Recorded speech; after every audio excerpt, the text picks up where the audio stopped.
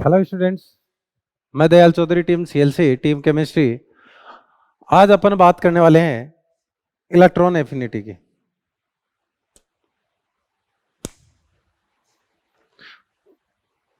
पांचवी periodicity property.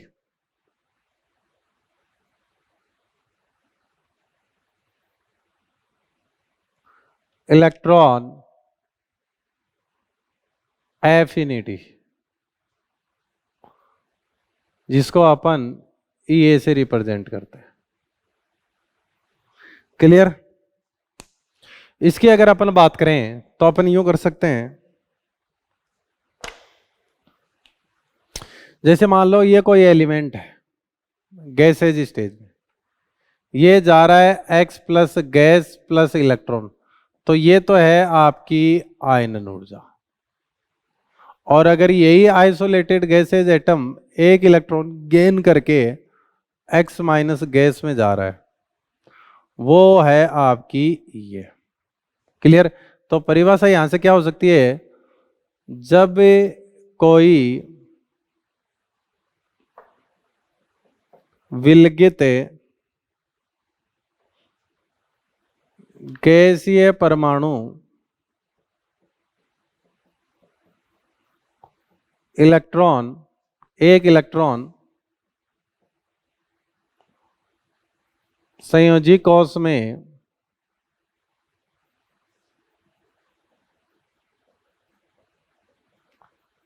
एक electron ग्रहण करता है,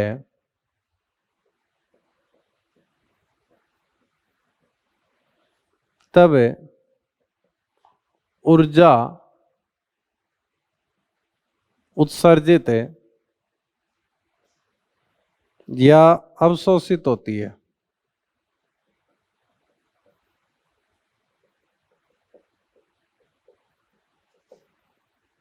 इसे ही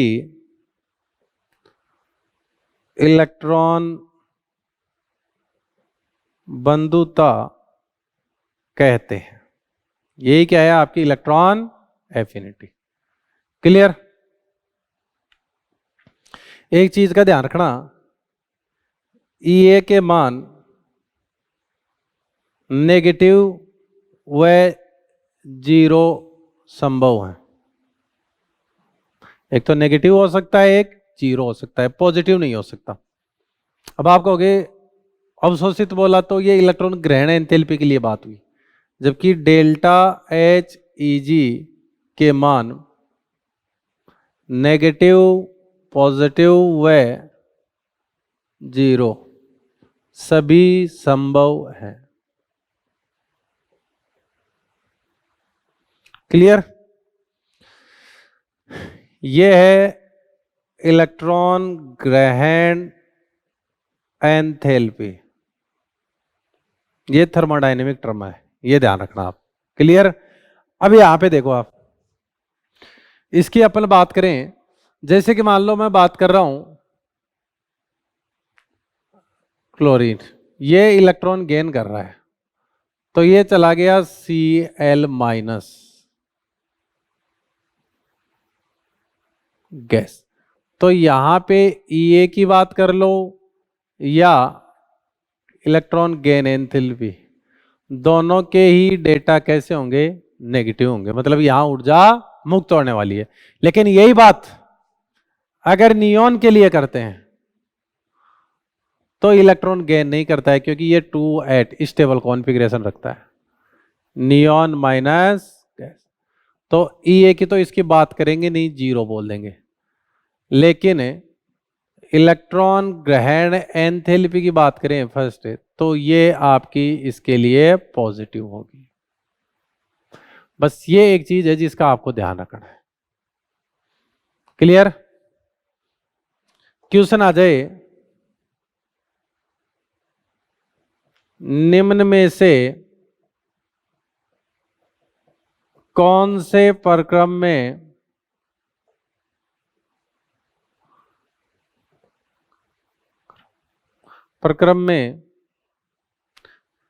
कौन सी प्रोसेस में मैक्सिमम ऊर्जा मुक्त होगी। सबसे ज्यादा ऊर्जा कहां उत्सर्जित होने वाली है, ये चीज आपको बतानी है। पहला, ये एक्स गैस है, एक्स इलेक्ट्रॉन गेन कर रहा है, एक्स माइनस गैस। तो यहां पर ये अभिक्रिया उष्मा आ गई। ठीक है, इस अभिक्रिया उष्मा में क्या क्या शामिल है? सिर्फ ई है, जो कि कैसा है? नेगेटिव। क्लियर? दूसरा मैं कह दूं एक्स टू गैस, ये एक्स माइनस गैस में आ गया, हाफ मोल। तो यहां पे डेल्टा आर एच बराबर है किसके? Half bond dissociation energy. पहले तो यहां बंद तोड़ना पड़ेगा, तब विलगित गैस या परमाणु बनेगा। और फिर आपकी आएगी ई ए, ये आपकी पॉजिटिव है और ये आपकी नेगेटिव है। तो कम हो जाएगी, कुल मिलाकर के कम ऊर्जा मुक्त होगी यहां। तीसरे की मैं बात करूं, एक्स गैस है, ये एक्स माइनस एक्वस में जा रहा है इलेक्ट्रॉन गेन। तो यहां पर जो रिएक्शन एंथैल्पी है वो माइनस ई और माइनस हाइड्रेशन एनर्जी, क्योंकि जलयोजन ऊर्जा भी यहां शामिल हो गई, तो डबल ऊर्जाएं मुक्त हो रही है। तो इन प्रोसेस में सबसे ज्यादा ऊर्जा कहां मुक्त होने वाली है? यहां पर। जैसे क्वेश्चन आ जाए, इन विच प्रोसेस एनर्जी रिलीज्ड, कौन सी प्रोसेस है जिसमें एनर्जी रिलीज होने वाली है? पहला कह रहा है, अब आपको इनमें थोड़ा सा फोकस करना है कि कहां से निकल रहा है, कॉन्फ़िगरेशन क्या है, वो सब चीजें डिसाइड करने वाली हैं कि कहां पे एनर्जी रिलीज होने वाली है और कहां पर एनर्जी आपके काम में आने वाली है। जैसे मैं कह दूं आपको, ऑप्शन लो, हीलियम है, ये आपका हीलियम माइनस में चला जाए। दूसरा आपका बेरिलियम है, ये आपका बेरिलियम माइनस में चला जाए। आपका जिंक है, ये आपका जिंक माइनस में चला जाए।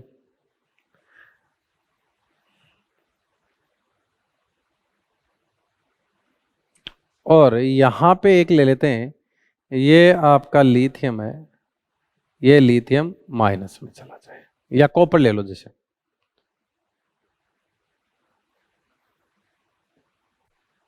ये चार ऑप्शन है। तो इन चारों में आपको कॉन्फ़िगरेशन देख के डिसाइड करना है। इन चारों में कैसे कॉन्फ़िगरेशन, ये देखो, इसका कॉन्फ़िगरेशन 2s2 है जो कि 1s2 है जो कि एक स्टेबल विन्यास है, इसका 2s2 है स्टेबल विन्यास है, इसका 3d10 4s2 है स्टेबल विन्यास है, इसका 3d10 4s1 है। तो इसको एक इलेक्ट्रॉन चाहिए पूरा बढ़ने के लिए। तो यहां पर जो इलेक्ट्रॉन गेन एंथैल्पी आएगी,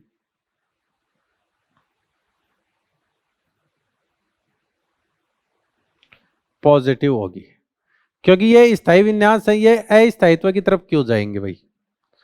और यहां पर इलेक्ट्रॉन गेन एंथैल्पी आने वाली है, वो कैसी आने वाली है? नेगेटिव। तो अपना आंसर कौन सा हो जाएगा? फोर्थ हो जाएगा। क्योंकि देखो, ये आपका क्या बन जाएगा? 2s1 बन जाएगा, ये आपका क्या बन जाएगा? 2p1 बन जाएगा, ये आपका क्या बन जाएगा?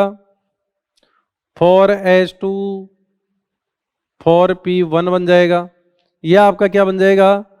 4s2 3d10। स्टेबल होगा कि नहीं होगा?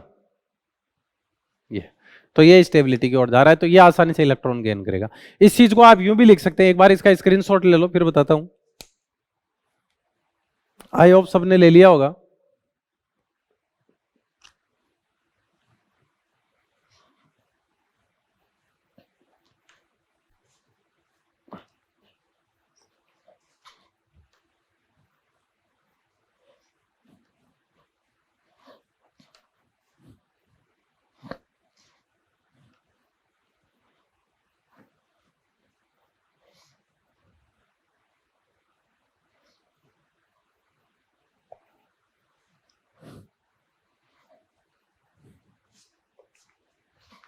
क्वेश्चन है आपका, क्वेश्चन क्या है? लाइन बताने वाला था एक, not second a second b व इनर्ट गैस की इलेक्ट्रॉन गेन एंथैल्पी फर्स्ट, ये आपकी पॉजिटिव होती है। हमेशा याद रखो, इनकी हमेशा इलेक्ट्रॉन गेन एंथैल्पी कैसी होगी? आपकी पॉजिटिव होगी। इसका रीजन क्या है? Due to stable electronic configuration, स्थायी इलेक्ट्रॉनिक विन्यास से ऐसा हो रहा है। क्लियर? क्वेश्चन आ जाए जैसे इन विच प्रोसेस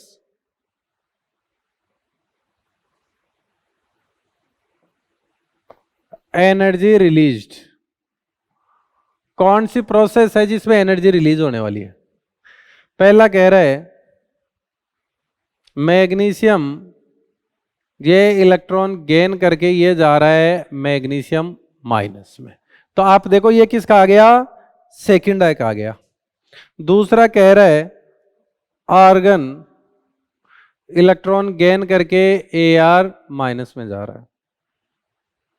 तीसरा आपका कह रहा है फॉस्फोरस इलेक्ट्रॉन गेन करके P माइनस में जा रहा है। फोर्थ आपको कह दे यहां पे कि नन, इनमें से किसी में भी नहीं। क्लियर? तो आप यहां से समझो ये आपका है सेकंड ए का, और सेकंड ए की इलेक्ट्रॉन ग्रहण ऊर्जा कैसी होती है? पॉजिटिव, अवशोषित होगी। ये आपकी है इनर्ट गैस, तो यहां पे भी कैसा होगा? पॉजिटिव होगा। तो आपका कौन सा आंसर जाएगा? थर्ड आंसर जाएगा। क्लियर? जैसे अपन बात करें, काफी इंपॉर्टेंट है, आप इसको एक एग्जाम्पल समझ लो या कुछ भी समझ लो, ये बहुत इंपॉर्टेंट चीज है भाई, इस पे ध्यान देना, बहुत प्यारी चीज है। जैसे आपको कहा जाए कि सोडियम है प्लस, ये इलेक्ट्रॉन गेन कर रहा है और ये जा रहा है सोडियम गैस, और फिर आगे जा रहा है Na सॉलिड। क्लियर? ऐसे ही मैं बात करूं, ये आपका है नियॉन, इलेक्ट्रॉन लेट जा रहा है और ये बन रहा है नियॉन माइनस गैस। अब आप इस चीज को यूज समझो, इसका कॉन्फ़िगरेशन क्या है? 2 8, एक स्थायी विन्यास है, इसका भी 2 8 है। यहां पर एनर्जी अब्जॉर्ब्ड होगी। क्लियर? यहां पर एनर्जी अब्जॉर्ब होगी, मतलब डेल्टा Eg फर्स्ट, ये कैसी होगी? पॉजिटिव होगी। क्लियर? यहां पे भी ऐसे ही लगता है कि स्टेबल कॉन्फ़िगरेशन है तो यहां अब्जॉर्ब होगी, अपने को ऐसा ही लगता है, अवशोषित होगी कहने का मतलब, लेकिन गलत बात। यहां पे अब्जॉर्ब नहीं होगी, रिलीज होगी, ये सही बात। ऐसा क्यों? क्योंकि जब सोडियम से अपन इधर आते हैं Na+ की ओर, तो आयनन ऊर्जा देनी पड़ती है, और एक उष्मा शोषी अभिक्रिया की विपरीत अभिक्रिया हमेशा उष्मा छेपी होती है, इसलिए जितनी आयनन ऊर्जा इधर देनी पड़ी थी, इधर जाने पर उतनी ही ऊर्जा मुक्त होगी। फिर यहां पे भी अपने को लगता है कि अब्जॉर्ब्ड होगी, लेकिन ये अपने को गलत लगता है। यहां पे क्या होगा? जो ये होगी माइनस, ये बराबर होगी आयनन ऊर्जा के। यहां पे भी क्या होगा? रिलीज्ड होगी। रिलीज क्यों? वही वो समझो, जब इधर से इधर आते हैं तो आपको क्या करता है? मेल्टिंग एनर्जी देनी पड़ती है, तो वापस उधर जाएंगे ना तो क्रिस्टलाइजेशन ऊर्जा मुक्त होगी।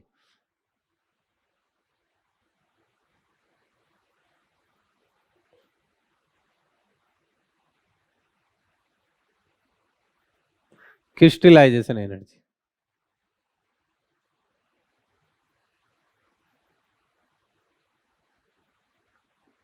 ये ऊर्जा यहां पर मुक्त होने वाली है। तो मेरे हिसाब से आपको ये चीज समझ में आ गई होगी अच्छे से। नेक्स्ट अपन बात करते हैं, नोट में देखना,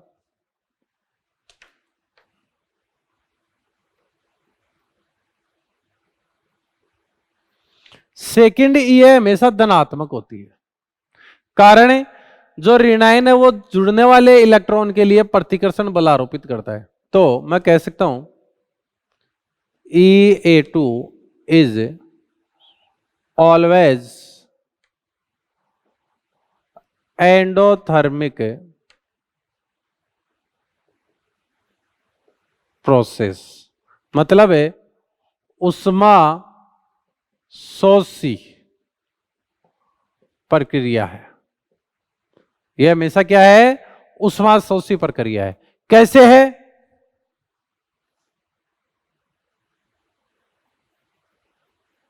पॉजिटिव।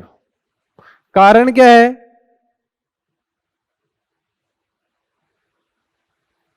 ऋणायन जुड़ने वाले इलेक्ट्रॉन पर रिपल्सन मतलब प्रतिकर्षण फोर्स आरोपित करता है। आप इस चीज को यूं समझो, कैसे आरोपित करता है, इस चीज को आप यूं समझो कि आपके पास मान लो एक एलिमेंट है ए, आपने इसको इलेक्ट्रॉन गेन करवाया, तो यहां पर आ गई ई फर्स्ट, वो कैसी आ गई? नेगेटिव। तो ये क्या बन गया? A-। डन। फिर आपने क्या किया? इसको फिर से इलेक्ट्रॉन गेन करवाने चले गए, तो इस पर भी ऋणायन है, नेगेटिव चार्ज है, ये भी नेगेटिव चार्ज है, तो ये ऋणायन इस नेगेटिव चार्ज को प्रतिकर्षित करेगा, तो इलेक्ट्रॉन जुड़ेगा नहीं, जोड़ना पड़ेगा। तो यहां पर ये A-2 में जाएगा, ये आपकी E(A2) होगी, ये कैसी होगी? पॉजिटिव। फिर एक इलेक्ट्रॉन और जोड़ो तो ये A-3, तो E(A3), ये भी आपका कैसा आ जाएगा? पॉजिटिव आ जाएगा। ऐसे आगे चलता रहेगा। तो हमेशा ध्यान रखना, E(A1) ये हो गया नेगेटिव, और E(A2) और E(A3) ये आपके कैसे होंगे? पॉजिटिव होंगे। रीजन समझ में आ गया होगा आपके, आई होप, कि जुड़ने वाले इलेक्ट्रॉन के लिए ये क्या करते हैं? प्रतिकर्षण बल आरोपित करते हैं।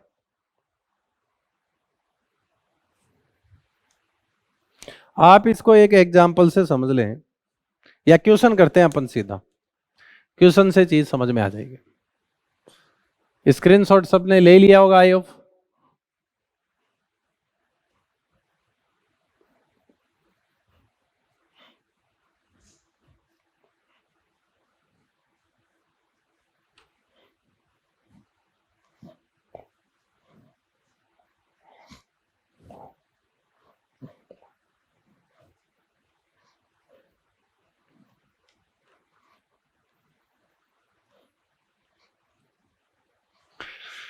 क्वेश्चन है,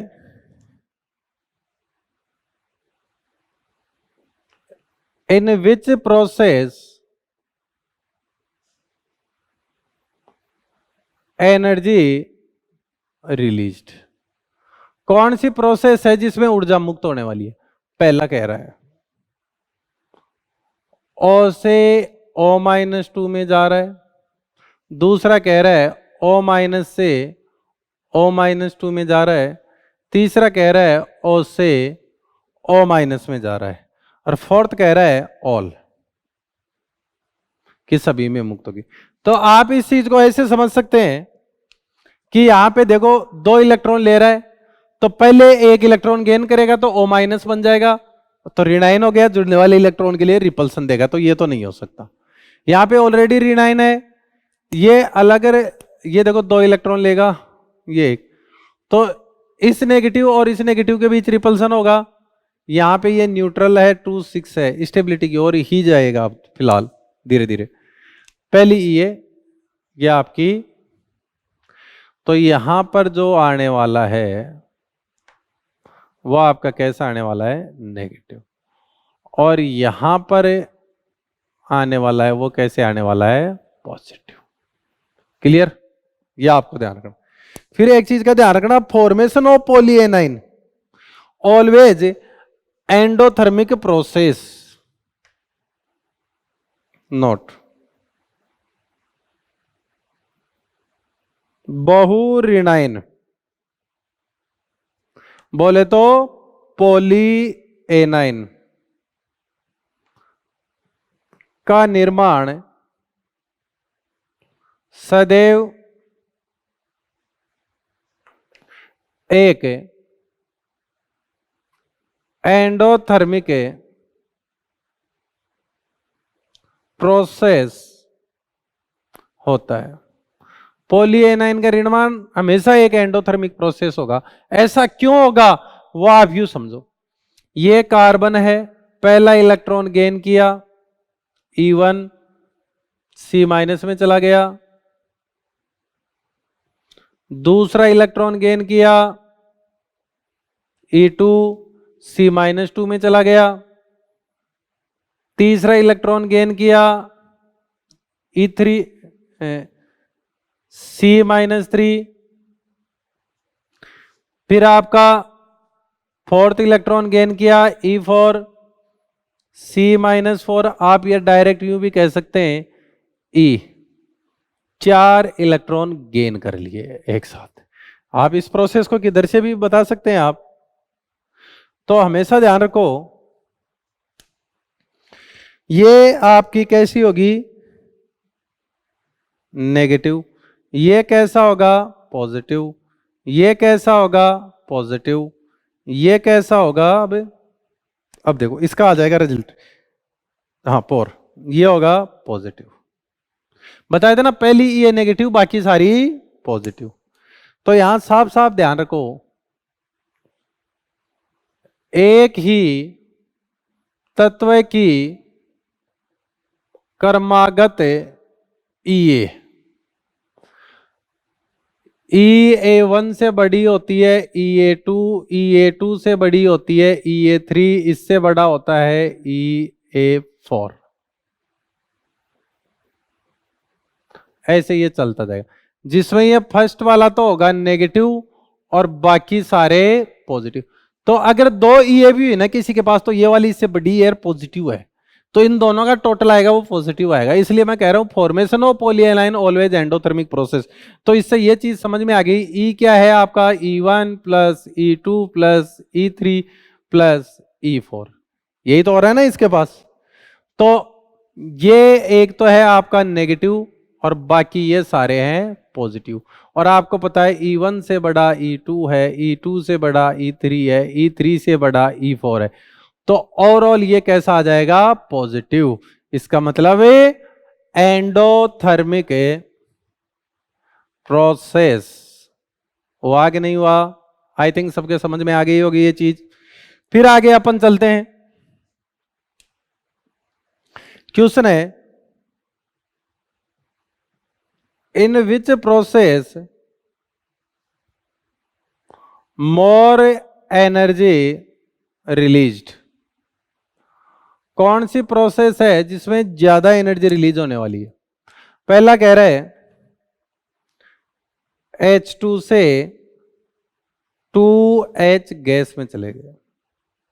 तो आपको पता है यहां पर तो बॉन्ड डिसोसिएशन एनर्जी आने वाली है, वो कैसी होगी, पॉजिटिव। तो ये तो नहीं हो सकता।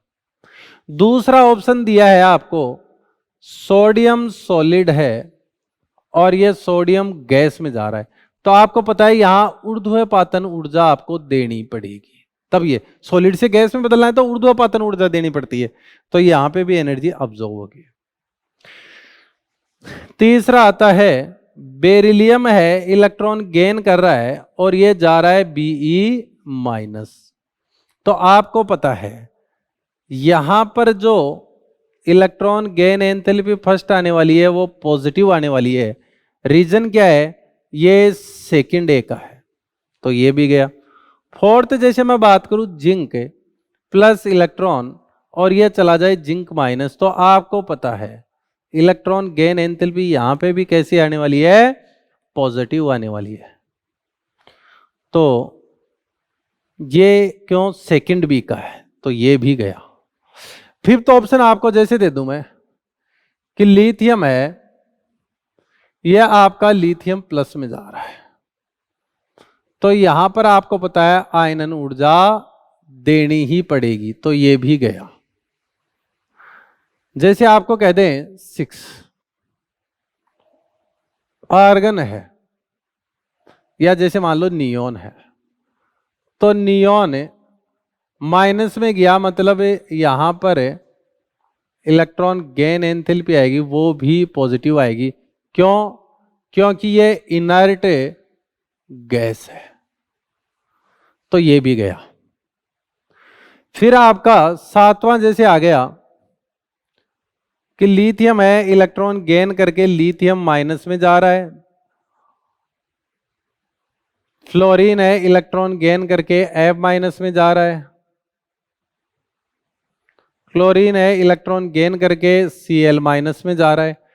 इन सब के लिए डेल्टा Eg फर्स्ट वो नेगेटिव होगी, और इनमें भी सबसे ज्यादा इसके पास होती है। क्यों होती है अभी अपन आगे देखेंगे। क्लियर, तो फिर आगे चलिए, सबसे ज्यादा वाला पूछा था। फिर आगे बात करें तो ये भी आंसर सही नहीं है, ये भी सही नहीं है। जैसे आपको कह दें O minus plus electron O minus 2, तो आपको पता है यहां पे भी इलेक्ट्रॉन गेन एंथैल्पी सेकंड है, जो कि कैसी होती है, पॉजिटिव होती है।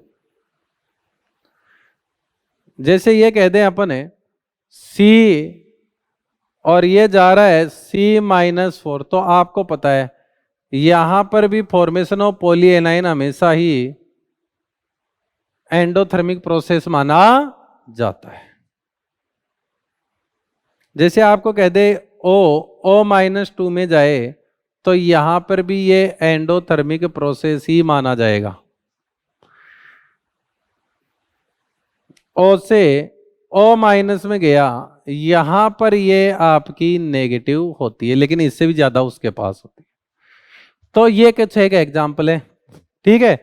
तो एनर्जी सबसे ज्यादा इन तीन में ही रिलीज हो रही थी, उनमें सबसे ज्यादा किसके पास रिलीज होगी, हेलोजेंस के पास। स्क्रीनशॉट ले लो इसका, फिर आगे बात करते हैं।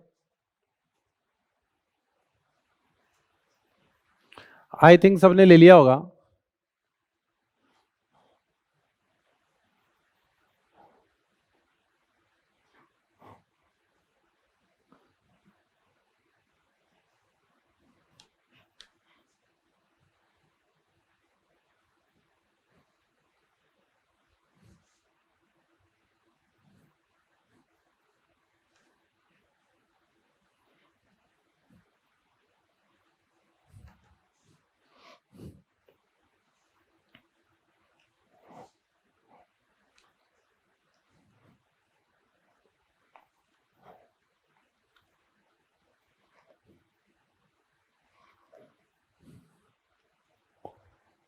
फिर आता है ईए को प्रभावित करने वाले कारक।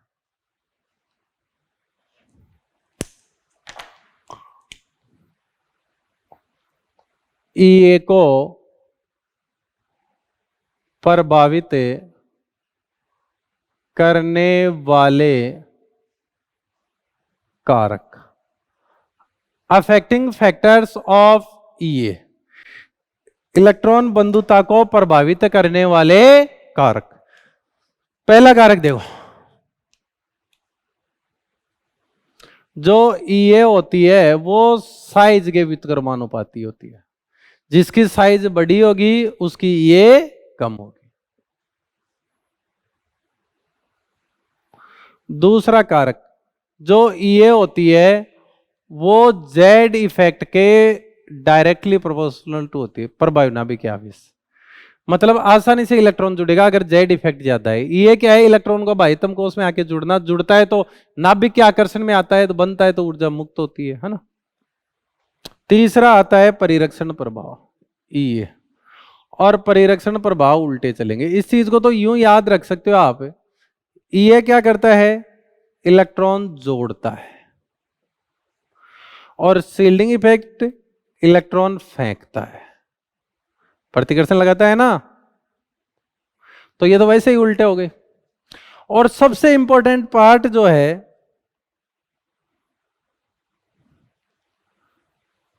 स्टेबिलिटी ऑफ, या फिर तीसरा कारक है स्टेबल इलेक्ट्रॉनिक कॉन्फ़िगरेशन। स्थायी इलेक्ट्रॉनिक विन्यास पर भी ये डिपेंड करती है, और सबसे इंपॉर्टेंट पार्ट बन जाता है। कैसे, आप इस चीज को यूं समझो, इनर्ट जो गैस होती है उनकी ये जो है वो एग्जैक्ट 0 मान लेते हैं। सेकंड ए की जो ये है वो ऑलमोस्ट 0, लगभग 0 मान लेते हैं। और जो फिफ्थ ए है नाइट्रोजन फैमिली, नाइट्रोजन परिवार,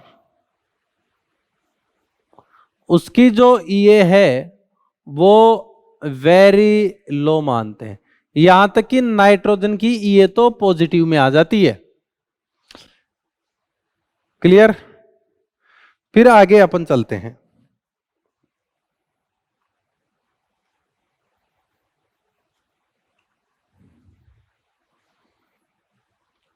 एक चीज का ध्यान रखना, स्टेबल है इलेक्ट्रॉनिक विन्यास कॉन्फ़िगरेशन,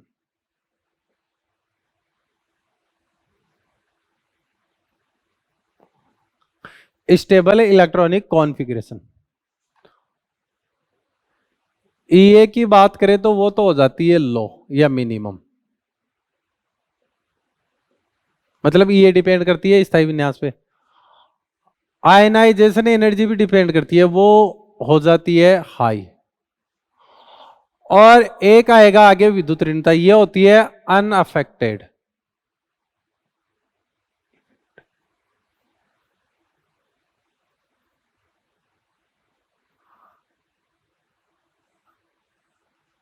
मतलब कि विद्युत ऋणता पर स्थायी विन्यास का कोई प्रभाव नहीं पड़ता। अब देखो अपन इसकी रेगुलरिटी चेक करते हैं। क्लियर।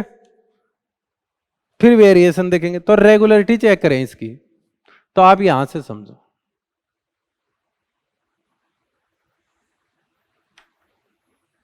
L2R चलते हैं आउट सारणी में, तो आपको पता है साइज घटती है, जेड इफेक्ट बढ़ता है, उस हिसाब से ये भी बढ़ेगी। ये एक सामान्य बात है।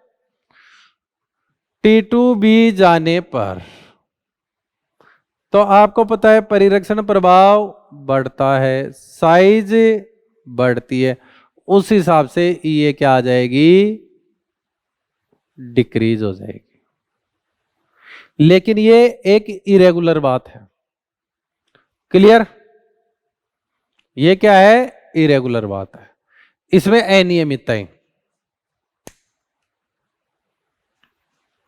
एक चीज और ध्यान रखना, ये चीज आप कहीं पे भी लिख लो,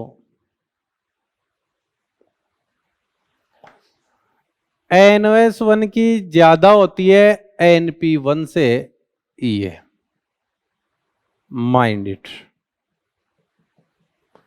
एक वेरिएशन ये होता है, ये चीज अच्छे से गांठ बांध लो भैया। क्लियर। कैसे, वो भी अभी समझ में आ जाएगा।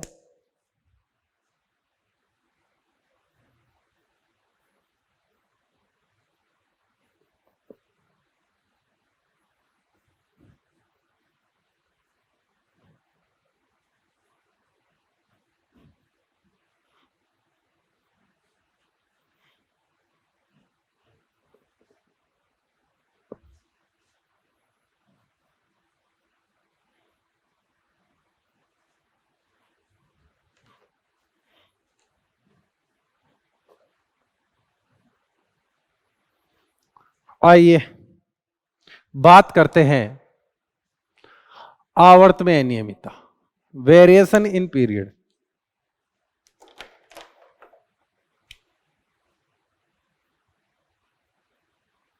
वेरिएशन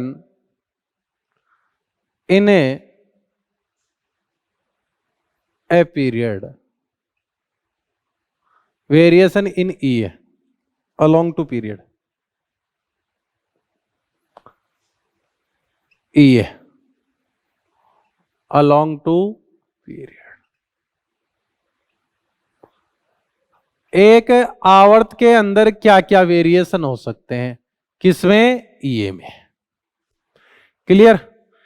तो देखिएगा, सबसे पहले मैं लेता हूं सेकंड सेकंड पीरियड, दूसरा आवर्त। क्लियर? सेकंड पीरियड में कौन कौन है? लिथियम है, बेरिलियम है, बोरॉन है, कार्बन है, नाइट्रोजन है, ऑक्सीजन है, फ्लोरीन है और नियोन। तो आप इस चीज को यूं समझो, ये तो आ गई इनर्ट गैस, और इनर्ट गैस के लिए ईए मैंने क्या बताया था, एग्जैक्ट 0। डन। ये आपका आ गया सेकंड ए। सेकंड ए के लिए मैंने ईए क्या कहा था, लगभग 0। ये आपका आ गया फिफ्थ ए, ये सेकंड ए, ये आपका आ गया फिफ्थ ए, और फिफ्थ ए के लिए मैंने क्या बताया था, ईए वेरी लो। फिर ये आपका आ गया NS1, मतलब कि 1S1, और ये आपका आ गया 2S1, और ये आपका आ गया 2S2 2P1। तो ये अभी बताए थे थोड़ी देर पहले। तो इसको अरेंज कैसे करोगे? तो आप अगर इसको समझाना चाहे ना, तो यहां समझाना चाहो तो ऐसे बता सकते हो, इसकी ज्यादा होगी, इसकी कम होगी, इन दोनों में से इसकी ज्यादा होगी। फिर इससे ज्यादा किसकी होगी? कार्बन की। कार्बन की ज्यादा होगी नाइट्रोजन से, नाइट्रोजन ज्यादा ऑक्सीजन, ऑक्सीजन से ज्यादा फ्लोरीन, और इससे भी ज्यादा। अब ये तो अजीबोगरीब सीक्वेंस हो गया, समझ रहे हो? ऐसा नहीं पूछता, एक सिस्टमेटिक सीक्वेंस पूछता है। तो इसका सिस्टमेटिक सीक्वेंस बनाना चाहो ना, तो इनर्ट गैस को सबसे पहले ले आओ, फिर इसके बाद में लगभग 0 वाला ले आओ, फिर उसके बाद में वेरी लो वाला ले आओ। क्लियर? फिर इसके बाद में अपन बात करें लिथियम और बोरॉन में से बोरॉन ले आओ, फिर इसके बाद में अपन बात करें लिथियम ले आओ, फिर कार्बन ले आओ, फिर ऑक्सीजन ले आओ, फिर फ्लोरीन ले आओ। तो यहां पे ये ध्यान रखना, सबसे कम तो होती है हमेशा इनर्ट गैस की। क्लियर? फिर आपकी होती है किसकी? सेकंड ए की। फिर आपकी होती है किसकी? फिफ्थ ए की। फिर आप हमेशा ध्यान रखना 2P1 और 2S1 इनकी। ये सिर्फ 2 ही आवर्त में लागू होगा, ये एक तो यहां पर और एक तीसरे आवर्त में। चौथे आवर्त में तो डी ब्लॉक आ जाता है बीच में, फिर आगे अप्लाई नहीं होगा। 3 आवर्त तक ही लागू होगी ये चीज, दूसरे और तीसरे आवर्त में। क्लियर? फिर आगे अपन बात करें थर्ड पीरियड की।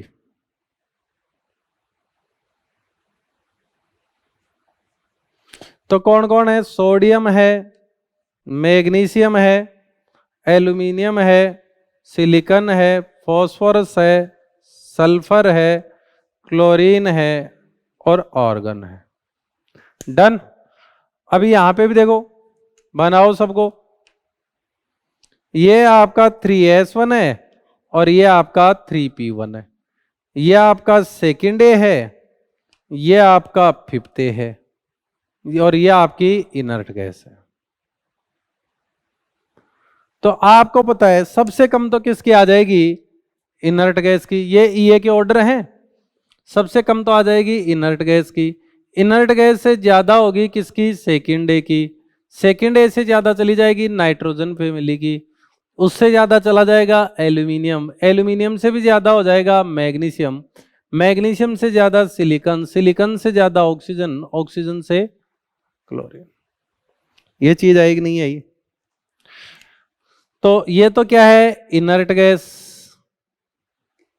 ये क्या है सेकंड है, ये क्या है फिफ्थ है, ये क्या है 3p1, ये क्या है 3s2, ये सिर्फ बस इन दो में ही लगेगा, फिर आगे नहीं लगेगा।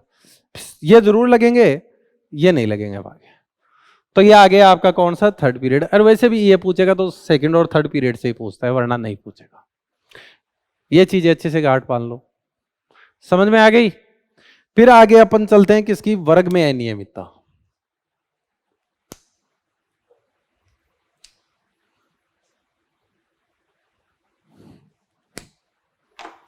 वेरिएशन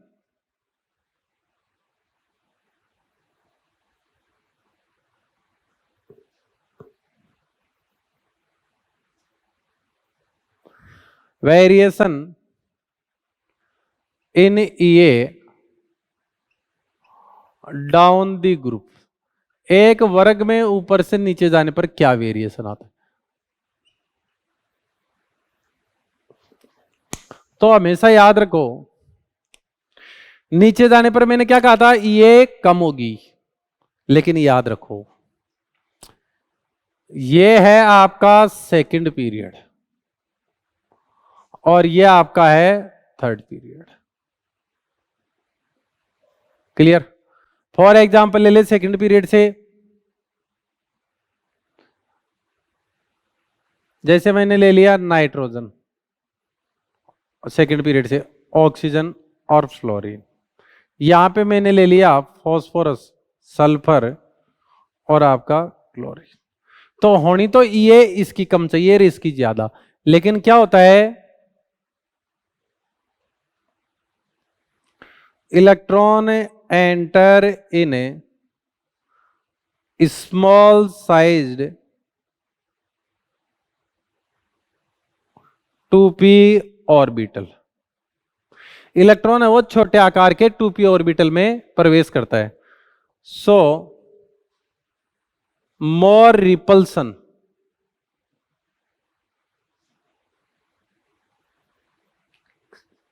क्रिएट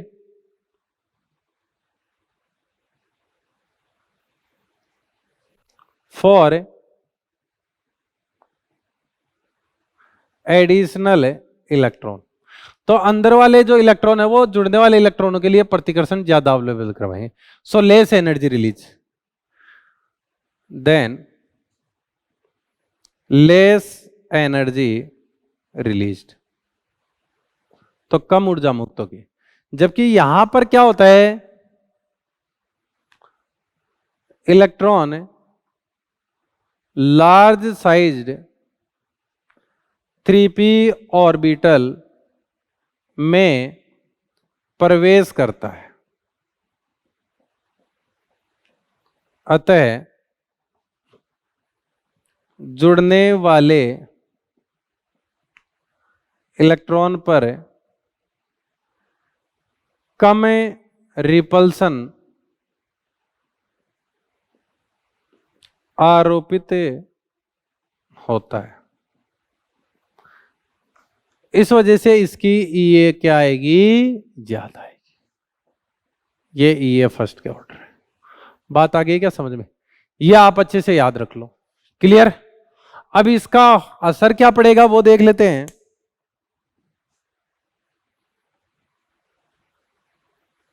स्क्रीनशॉट ले लेना आप इनके।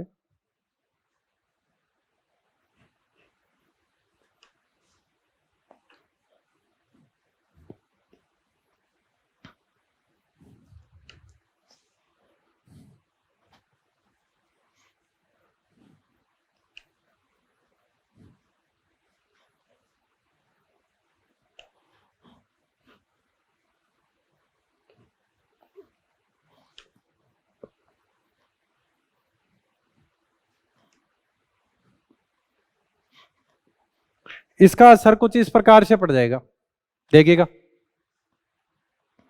ये आपका 15 वर्ग है, ये 16 वर्ग है और ये 17वां वर्ग है। नाइट्रोजन, फॉस्फोरस, आर्सेनिक, एंटीमनी और bismuth. Oxygen, sulphur, selenium, tellurium, polonium. Fluorine, chlorine, bromine, iodine और हेस्टिन। क्लियर। अब मैं बात कर रहा हूं ईए फर्स्ट के सीक्वेंस की, तो नीचे जाने पर ईए कम होगी, सबसे ज्यादा इसकी होनी चाहिए थी। नीचे जाने पर ईए कम होगी, ज्यादा इसकी होनी चाहिए थी। ईए कम होगी, ज्यादा इसकी होनी चाहिए थी। लेकिन ये किसके हैं? सेकंड पीरियड के, और ये किसके हैं? थर्ड पीरियड के। और आपको कहा था सेकंड पीरियड वालों की कम हो जाती है थर्ड पीरियड से। ये यहां आ जाएगा। इसमें थोड़ा सा याद रखना, ये पोलेनियम से भी नीचे चला जाएगा, बहुत ज्यादा प्रतिकर्षण लगता है इसमें। और ये आपका आ जाएगा यहां पर। क्लियर। तो ये वाली जो चीज है ना, काफी ज्यादा इंपॉर्टेंट है, ये आपको याद रखनी है। इस चीज को अच्छे से माइंड में सेट कर लो, इसमें एरर नहीं होना चाहिए। जैसे क्वेश्चन आ जाए, आपका सिंपल सा क्वेश्चन है,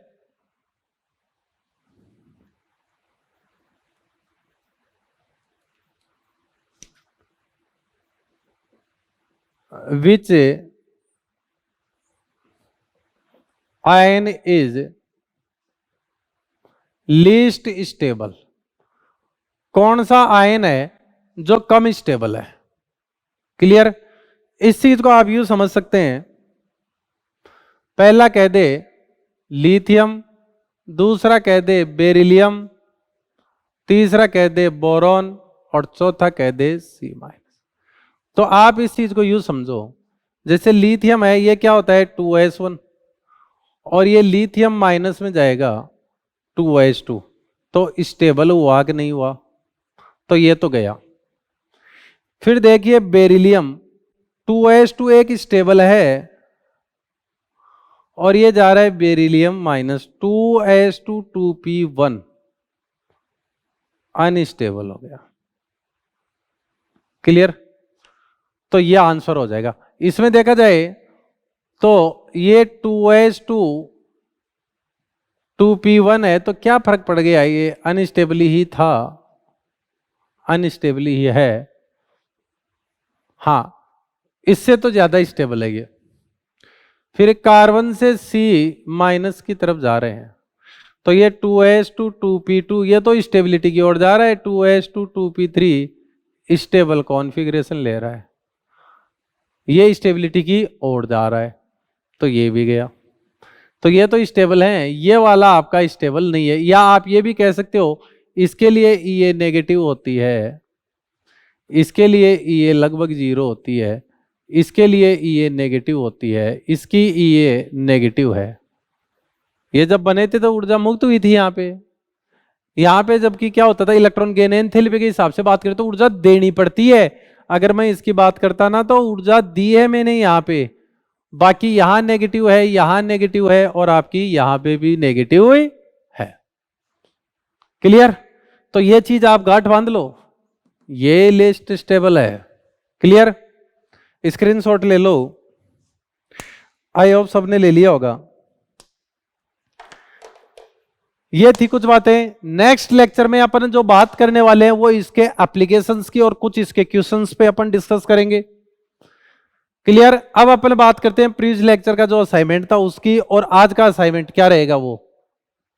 हाँ, तो अपनी वर्कशीट निकालिए।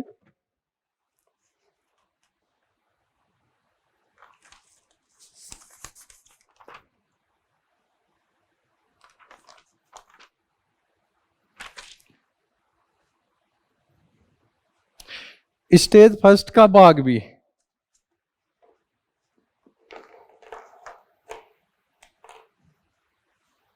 स्टेज फर्स्ट भाग बी, क्वेश्चन नंबर 29। प्रथम आयनन ऊर्जा किसके लिए न्यूनतम है? तो एक ही ब्लॉक के हैं, तो मैंने क्या कहा था, 14वें वर्ग में टिन की सबसे कम आयनन ऊर्जा होती है प्रथम। Question number 30, silicon, phosphorus, chlorine व सल्फर, इनके लिए आयनन ऊर्जाओं के क्रम बताने, तो आप इसको पहले सेट कर लो। सिलिकॉन की सबसे कम, इससे ज्यादा सल्फर की, सल्फर से ज्यादा होती है फास्फोरस की, फास्फोरस से ज्यादा क्लोरीन की। ये आ गया। तो सबसे छोटा डेटा तो इसके साथ लिख दो, तो वो कौन सा आ गया 786। इससे बड़े वाला डेटा इसके साथ लिख दो 999। इससे बड़ा डेटा इसके साथ लिख दो 1012, और सबसे बड़ा डेटा इसके साथ लिख दो 1256। तो ये तो 1256, ये 999, ये 1012, ये 786। कौन सा आंसर आ गया ऐसा? थर्ड। बिल्कुल आसान था सवाल करना। फिर इसी स्टेज में पार्ट बी में ही क्वेश्चन नंबर 35, कौन सा क्रम सही नहीं है? Iodine, bromine, chlorine, electron gain, enthalpy का ये बिल्कुल सही है, अपन पढ़ेंगे 14 लेक्चर में। फ्लोरीन से ज्यादा इसकी ये सेकंड आवर्त का है, थर्ड आवर्त की ज्यादा हो जाती है। पहला तो सही है। मेटेलिक रेडियस बिल्कुल, लिथियम से बड़ा सोडियम, सोडियम से बड़ा पोटेशियम, पोटेशियम से बड़ा रुबिडियम होता है। आयनिक साइज जब आइसो इलेक्ट्रॉनिक हो तो जेड से दे देंगे, जिधर जेड बढ़ेगा उधर साइज कम होगी, साइज का भी सही है। आयनाइजेशन एनर्जी दी है आपको, बोरॉन, फोर्थ ऑप्शन देखो बोरॉन, बोरॉन से ज्यादा बता रहा है कार्बन, सही बात है, कार्बन ज्यादा नाइट्रोजन, नाइट्रोजन ज्यादा ऑक्सीजन, ये गलत है। ये P4 है और ये 2P3 है, ये यहां आना चाहिए था। डन, तो ये वाला गलत हो जाएगा। फिर इसी में क्वेश्चन नंबर 39 देख लो। Magnesium oxide, strontium oxide, potassium oxide है। ये आपको 36 का क्वेश्चन लगवाया था, लेकिन 14 लेक्चर में करेंगे, ये अभी पढ़ा नहीं है, ठीक है। MgO, SRO, K2O, सारे सामर्थ्य बतानी है किसकी? MgO की, SRO की, K2O की, NiO की। तो देखो ये तो डी ब्लॉक का, इसको छोड़ो एक बार। सबसे कम आयनन ऊर्जा सीजियम ऑक्साइड, तो सबसे ज्यादा चाह रही है ये। इससे ज्यादा कौन सा क्रम बताना है इसमें? बढ़ता हुआ क्रम, तो सबसे कम तो निकल का ऑक्साइड ले लो। इससे ज्यादा, इससे बड़ी साइज, फिर एस ब्लॉक वाले आएंगे, एस ब्लॉक वाले में ये आ गया, इससे बड़ा SRO आ गया, इससे बड़ा K2O आ गया, सबसे ये लो। कौन सा सीक्वेंस है ऐसा? थर्ड सीक्वेंस है।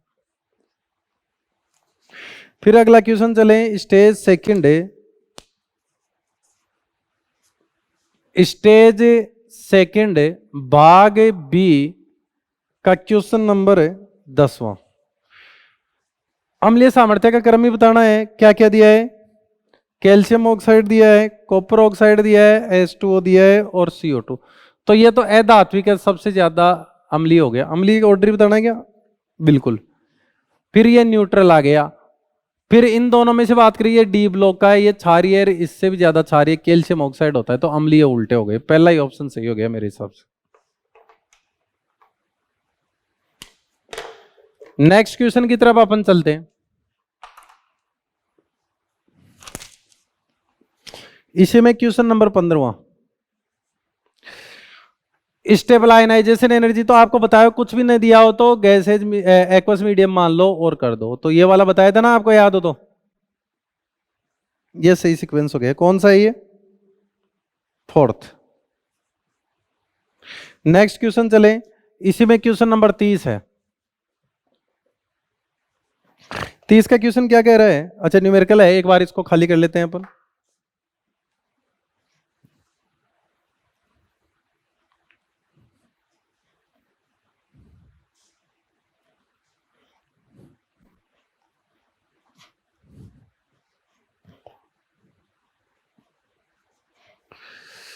आइए देखते हैं। ये कह रहा है एक्स गैस से x plus gas plus electron, यहां पे जो डेल्टा एच आ रही है वो 750 किलोजूल पर मोल है। तो 110 मिलीग्राम के लिए कितनी चाहिए? तो आइए देख लेते हैं। 110 मिलीग्राम में देखो कितने ग्राम होते हैं। तो पहले एन निकाल दो। 110 मिलीग्राम को ग्राम में बदल लिया, और इसका एटॉमिक वेट कितना दे रखा है? 7। आ गया। तो ये मोल्स आ गए। एक मोल की एनर्जी है तो इतने मोल की कितनी होगी?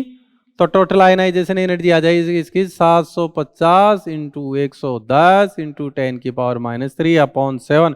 इसको सोल्व करेंगे तो ये लगभग 11.3 किलो जूल के समथिंग आ जाएगा।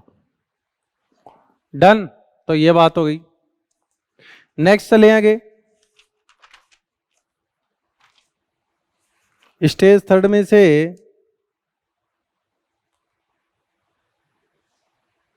भाग बी।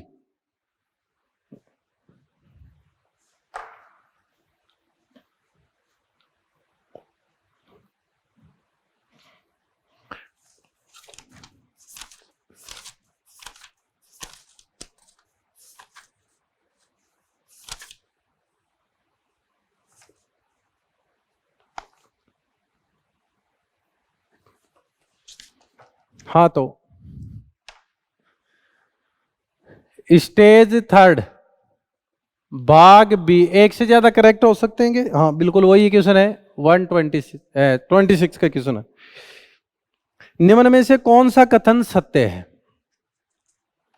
नाइट्रोजन की प्रथम आयनन ऊर्जा ऑक्सीजन से अधिक है। बिल्कुल अर्धपूरित विन्यास के वजह से, तो पहला सही है। फिर कह रहा है ऑक्सीजन की द्वितीय आयनन ऊर्जा नाइट्रोजन से अधिक है। बिल्कुल द्वितीय आयनन ऊर्जा में p3 कॉन्फ़िगरेशन ऑक्सीजन का हो जाता है और नाइट्रोजन का p2 हो जाता है। यह बात भी सही है। फ्लोरीन की प्रथम आयनन ऊर्जा नाइट्रोजन से अधिक है। बिल्कुल इसका p3 है, उसका p5 है और p3 से p5 की ऊर्जा ज्यादा होती है। यह भी सही है। नाइट्रोजन की वंडरवाल त्रिज्या ऑक्सीजन से कम है। नहीं, नाइट्रोजन की कोवेलेंट रेडी ऑक्सीजन से ज्यादा है, इसलिए इसकी वंडरवाल रेडी भी ज्यादा होगी। फोर्थ वाला गलत। नेक्स्ट चलते हैं। क्वेश्चन नंबर 34 है इसी में। निम्न में से कौन सा कथन सही है? तत्वों के क्षारीय गुण प्रभावी नाभिक के आवेश से उल्टे चलते हैं। बिल्कुल आयनन ऊर्जा से उल्टा चलता है और आयनन ऊर्जा प्रभावी नाभिक के आवेश के समानुपाती है, तो पहला सही है। तत्वों के अम्लीय गुण परमाणु आकार से उल्टे बिल्कुल तत्वों के अम्लीय गुण तो परमाणु आकार है उससे उल्टे चलेंगे। कैसे? आयनन ऊर्जा परमाणु आकार से उल्टी चलती है और क्षारीय गुण परमाणु आकार के साथ चलते हैं। बात आगे क्या समझ में? उल्टे चलते हैं। देखो परमाणु आप यूं समझो, बेसिक स्ट्रेंथ इनवर्सली आयनन ऊर्जा और आयनन ऊर्जा साइज से उल्टी चलती है। तो सिंपल सी चीज है, एसिडिक की बात करूंगा तो साइज के व्युत्क्रमानुपाती हो जाएगा, तो दूसरा बिल्कुल सही है। तीसरा तत्व के अम्ल धात्विक लक्षण नहीं, धात्विक लक्षण तो क्षारीय प्रकृति के होते हैं, तीसरा गलत। ये सभी तो चौथा तो हो ही नहीं सकता, तो पहला दूसरा ही सही है इसमें। फिर आगे चले।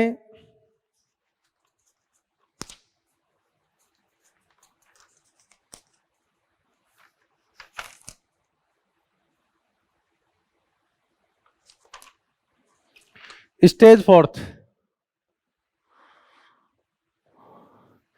Question number 46। बोरॉन के प्रथम एंथैल्पी बेरिलियम से कम है। निम्न कथनों पर विचार कीजिए। 2s इलेक्ट्रॉन की तुलना में 2p इलेक्ट्रॉन हटाना आसान है। बिल्कुल सही बात है। भेदन क्षमता लग जाएगी, कम आयनन ऊर्जा चाहिए बोरोन के लिए। बेरिलियम के 2s इलेक्ट्रॉन की तुलना में b के 2p इलेक्ट्रॉन आंतरिक और इलेक्ट्रॉन की ज्यादा प्रतीक। बिल्कुल यह बात भी सही है। दूसरा भी सही हो गया। 2p इलेक्ट्रॉन की तुलना 2s इलेक्ट्रॉन प्रवेश सामर्थ्य ज्यादा। बिल्कुल नाभिक के नजदीक है तो उस पर अट्रैक्शन ज्यादा है, तीसरा भी सही है। बोरॉन की परमाणु त्रिज्या बेरिलियम नहीं, परमाणु त्रिज्या बेरिलियम से कम होगी, तो दूसरा आंसर आ जाएगा इसमें। 1 2 3 सही है। Question number 47। अम्लीय क्षारीय उभयधर्मी N2O3 अम्लीय है, लिथियम ऑक्साइड क्षारीय है, Al2O3 ये आपका उभयधर्मी है। पहला ही आंसर आ जाएगा इसमें। और है क्या? यही है। अब अपन बात करते हैं आज के असाइनमेंट की। आज का होमवर्क अपना क्या रहेगा? तो आज का होमवर्क लिख लीजिए भाई।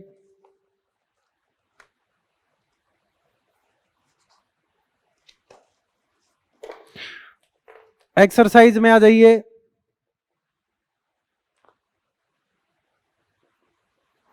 सेकंड का क्वेश्चन नंबर है 16, 17, 18। 16, 17, 18।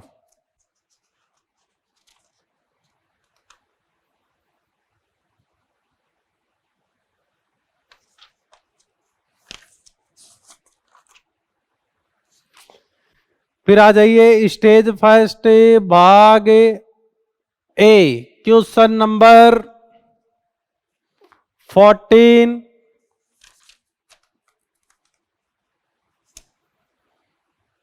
90, 20, 21, 90, 20, 21।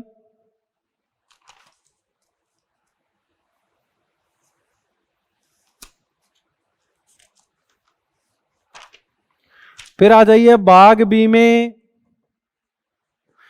Question number 31, 33, 34, 36।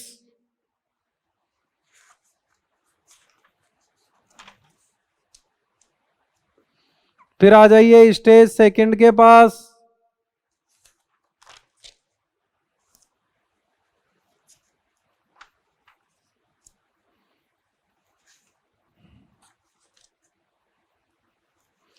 स्टेज थर्ड में आ जाइए भाग ए का 20वां क्वेश्चन नंबर 20। भाग बी का क्वेश्चन नंबर 28, 31।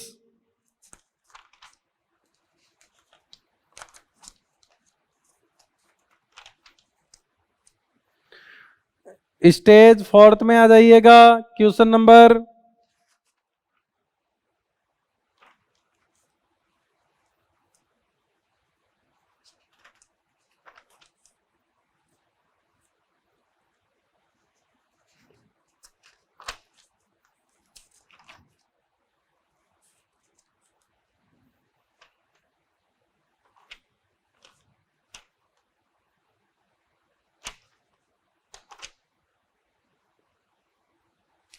ये इससे नहीं है। तो ये क्वेश्चन आपका कल का होमवर्क रहेगा। अच्छे से कीजिए इनको, साथ के साथ लर्न करना है। एक बार अगर लेक्चर छूट गया तो फिर लोड बढ़ जाएगा। Okay, thank you.